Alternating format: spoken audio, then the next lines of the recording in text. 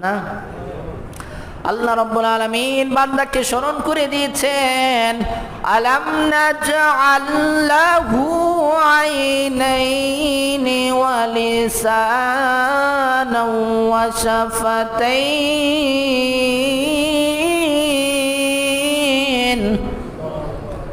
আল্লাহ তাআলা বান্দাকে স্মরণ করে দিচ্ছেন, ও বান্দা, আমি কি তোমাকে দুইটা চক্ষু দেই নাই? আমার আল্লাহ দিছেন কিনা? কথা বলেন, দিছেন কিনা? আল্লাহ বলেন, আলাম নাজআল লাহু আইনাইন, একটা নয় দুইটা চক্ষু বান্দা আমি তোমাকে দিয়েছি, ওয়া লিসানান ওয়া শাফাতাইন, দুইটা ঠোঁট তোমাকে আমি দিয়েছি। এই ঠোঁটের এত দাম, ঠোঁট যদি না থাকে বান্দা স্পষ্টভাবে কথা বলতে পারবে না। আপনি মা উচ্চারণ করেন ঠোঁট মিলানো ছাড়া, দেখেন তো পারেন কিনা? মা, ঠোঁটটা দুইটা ঠোঁট একসাথে মিলানো ছাড়া কেউ মা উচ্চারণ করতে পারবেন? বাবা, কথা বলেন, পারবেন?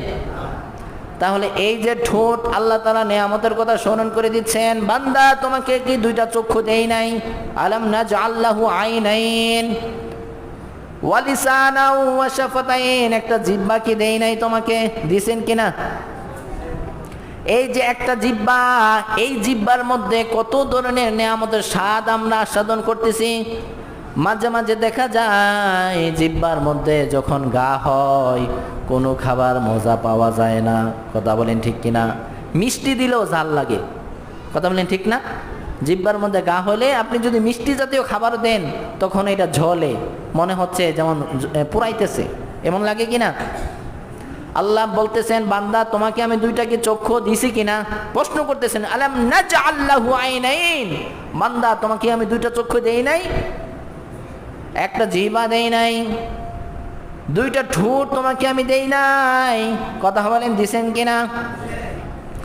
আজকের মেডিকেল সায়েন্স গবেষণা করে বের করছে, আমরা যে কথা বলতেছি, কথা বলি কিনা?